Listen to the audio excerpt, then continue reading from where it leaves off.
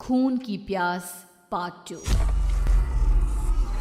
और उसके बाद वो जंगल एक बार फिर से सुमन की चीखों से गूंज उठा। लेकिन आज की रात सुमन की चीखों को सुनने वाला वहां पर कोई भी नहीं था। अगर वहां पर कोई मौजूद था तो बस हरिया, जो कि अब एक भेड़िए में बदल चुका था। सुमन के बालों को पकड़कर घसीटते हुए वो जंगल के बीचों बीच एक जगह पर ले जा रहा था। अगली सुबह गांव में। अरे भाई, पता नहीं क्या बात है, अपने गांव का हरिया किसान और उसकी पत्नी सुमन दोनों गायब हैं। दोनों का कोई अता पता नहीं। अरे कैसी बातें कर रहे हो भाई, ये कब हुआ है? अरे पूरे गांव में खबर फैली पड़ी है। कल रात को दोनों खेत की तरफ जा रहे थे, लेकिन लौटकर आए ही नहीं। तो हो सकता है अपने खेत पर होंगे। पूरा गांव ढूंढ कर आया है भाई। जानते हो क्या मिला वहाँ पर? क्या हुआ भाई, क्या मिला? बताओ हमें क्या मिला। अरे हरिया की पत्नी सुमन के कपड़े पड़े हुए थे। शरीर का एक एक कपड़ा फटा हुआ झोपड़ी के बाहर पड़ा था, लेकिन दोनों पति पत्नी का कोई पता ठिकाना नहीं था। अरे भाई, लेकिन उसका जो दोस्त है ना रामू किसान, उससे पता करके आते हैं ना। अब तक तो दोनों साथ ही खेत पर जाया करते थे। हाँ, हमें उसके घर जाना चाहिए भाई। चलो वहाँ चलते हैं, चलो। वो सारे लोग रामू के घर पर पहुंचते हैं। रामू अपने घर के बाहर बैठकर हुक्का पी रहा था। आज सारे के सारे लोग टोली बनाकर मेरे घर क्यों आ रहे हैं? क्या कोई मर गया क्या भाई? अरे कैसी बातें कर रहे हो? तुम्हारा सबसे अच्छा दोस्त हरिया और उसकी पत्नी गायब है और तुम यहाँ बैठकर हुक्का पिए जा रहे हो हैं? रामू ने अजीब सी नजरों से उन सब गांव वालों की तरफ देखा, जिसकी वजह से वो लोग एक बार के लिए डर गए। गायब है? अरे गायब नहीं है, मुक्ति मिल गई है। उन दोनों को मुक्ति मिली है। इस दुनिया में आकर हर इंसान पाप करता है और उसे उसके पापों के लिए मुक्ति मिलना बहुत जरूरी है। अरे ये कैसी बहकी बातें कर रहे हो भाई, हैं?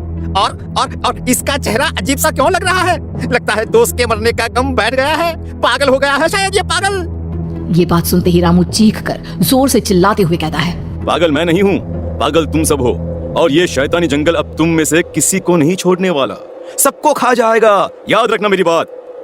शैतानी जंगल? कैसा शैतानी जंगल? लगता है रामू पागल हो चुका है। हमें यहाँ से चलना चाहिए भाई। चलो। तभी रामू की पत्नी बाहर आती है। नहीं, आप लोग इनकी बात का बुरा मत मानिए। 2 दिन पहले हरिया के साथ खेत पर गए थे। जब से वहाँ से आए हैं तब से ऐसी ही बातें कर रहे हैं। भगवान जाने ऐसा क्या देख लिया उन्होंने, खेत में कुछ भी बड़बड़ाते रहते हैं। लेकिन गांव के लोगों ने कमला की कोई बात नहीं सुनी और वो सब वहां से चले गए। रात अब धीरे धीरे ढलने लगी थी। तभी अचानक किसी ने धीमी सी आवाज में रामू को पुकारा। रामू, आ जाओ, मैं तुम्हारा इंतजार कर रहा हूँ। और सुनो, अपनी पत्नी को साथ लेकर आना, नहीं तो काम अधूरा रह जाएगा। ये आवाज सुनते ही रामू के चेहरे पर शैतानी मुस्कुराहट आ जाती है। वो धीमे कदमों से अपने घर के अंदर आता है। क्या हुआ? तबीयत ठीक है ना अब आपकी? मैं तुझे अपने साथ खेत पर ले जाने आया हूँ, चल। मैं तुम्हारे साथ कहीं नहीं जाने वाली। मुन्ना गहरी नींद में सो रहा है और उसे अकेला छोड़कर मैं तुम्हारे साथ खेत पर नहीं आ सकती। वैसे भी तुम्हारे उन खेतों में भगवान जाने कौन सा राक्षस घूम रहा है, मुझे तो डर लगता है। रामू गुस्से में दांत पीसता अपनी झोपड़ी से बाहर आ जाता है और कमला गहरी नींद में अपने बच्चे के साथ सो जाती है। तभी अचानक रात को रामू की झोपड़ी के ऊपर एक साया वही गाना गुनगुनाते हुए घूमने लगता है जो हरिया के मोबाइल में बजा करता था। मैं मौत जो आएगी कहीं से निकल जाएगी सबको। मैं मौत अब मैं छोड़ूंगी नहीं किसी को।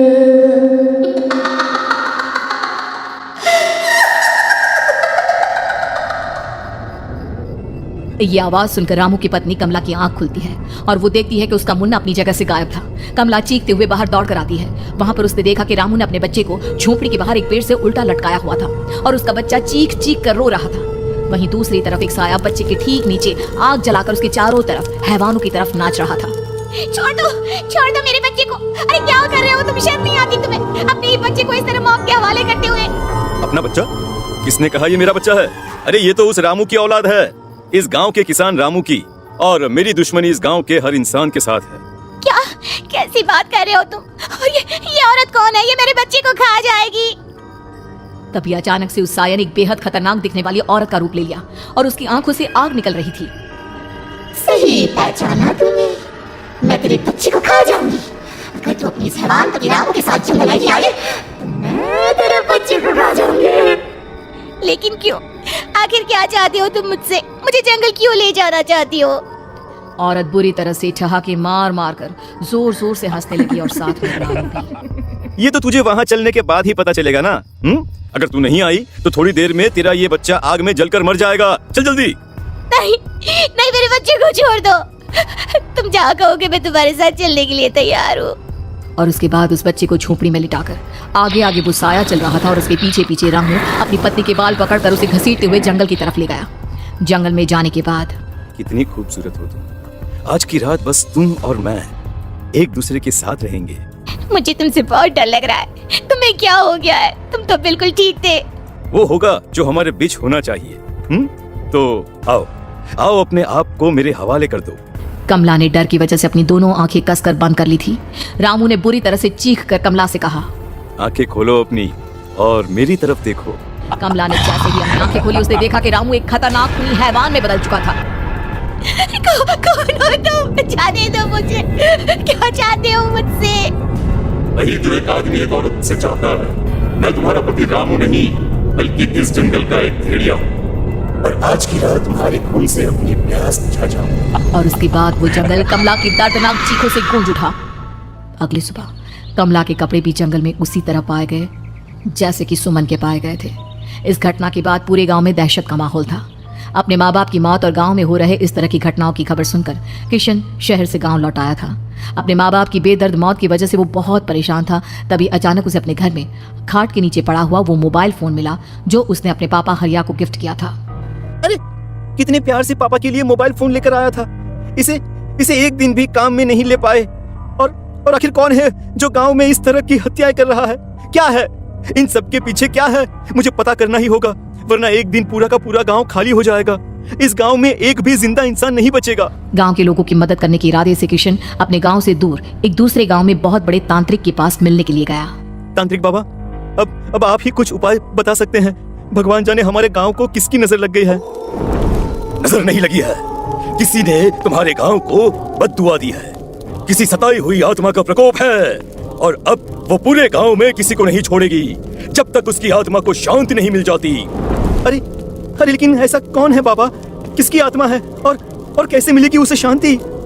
मौत है, मौत कहीं से भी आएगी और सबको निगल जाएगी। इससे बचने का सिर्फ एक ही उपाय है, लेकिन उस उपाय को करना आसान नहीं होगा। जो भी उस उपाय को करने की कोशिश करेगा उसकी जान जा सकती है। भले ही मेरी जान चली जाए, लेकिन मैं अपने गांव के लोगों की जान बचाने की पूरी कोशिश करूंगा बाबा। तो ठीक है, फिर अगली अमावस की रात जैसा मैं कहता हूँ वैसा ही करना। अमावस की रात तांत्रिक के बताए अनुसार किशन अपने साथ केरोसिन लेकर जंगल की तरफ चल पड़ा। उसके हाथ में देवी के मंदिर का सिंदूर भी था। किशन जंगल के बीचों बीच पहुंचा। ये देखकर उसकी आंखें फटी की फटी रह गई। वहां एक उबलते पानी का तालाब था और कई लोगों की लाश लटक रही थी। किशन की माँ बाप की लाश भी वहीं थी। माँ, बापू, क्या हो गया? ये क्या हो गया? तभी वहां पर एक औरत और आदमी आते हैं। उन्हें देखकर किशन चौंक जाता है। गोपाल काका, आपकी तो 5 साल पहले मौत हो गई थी। और निर्मला काकी, आप? मौत तो हो गई थी, लेकिन तुम ये नहीं जानते कि हमारी मौत कैसे हुई थी। क्या कहना चाहते हैं आप? कुछ नहीं, बस ये जान लो कि अब इस गांव में कोई जिंदा नहीं बचेगा। लेकिन क्यों काकी? क्योंकि 5 साल पहले इन गांव वालों ने मुझे डायन बताकर पत्थर मार मार के मार डाला। मेरी कोई गलती नहीं थी। गांव का एक बच्चा क्या लापता हुआ, सारा इल्जाम मेरी पत्नी पे डाल दिया। और जब मैंने निर्मला की जान बचाने की कोशिश की तो मुझे भी मार डाला। आपके साथ ये बहुत गलत हुआ काकी, लेकिन आप जो कर रहे हैं वो भी सही नहीं है ना? तुम यहाँ से चले जाओ वरना तुम भी नहीं बचोगे। हमारी आत्मा पिछले 5 साल से मुक्ति के लिए भटक रही है। चले जाओ यहाँ से। मौका देखकर किशन सिंदूर उन दोनों के ऊपर डाल देता है। उनका शरीर जलने लगता है और वो भयानक तरीके से चिल्लाने लगते हैं। अगले ही पल किशन उनके ऊपर केरोसिन डाल देता है और वो दोनों जल जाते हैं। किशन अपने माँ बाप और दूसरी लाशों का अंतिम संस्कार करवाता है और अपने घर लौट आता है। लेकिन वो अभी भी इस बात से अनजान है कि मोबाइल अभी भी बज रहा था। मैं मौत